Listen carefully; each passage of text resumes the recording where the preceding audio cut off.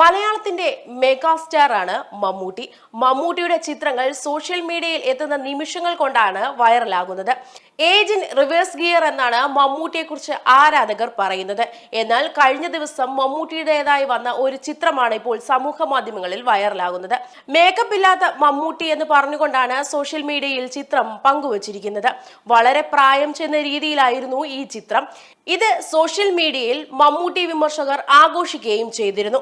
Age in reverse gear എന്നൊക്കെ പറഞ്ഞ് തള്ളുന്നുണ്ടെങ്കിലും makeup ഇല്ലാത്ത മമ്മൂട്ടിയെ കണ്ടോ എന്നാണ് വിമർശകർ പറയുന്നത്.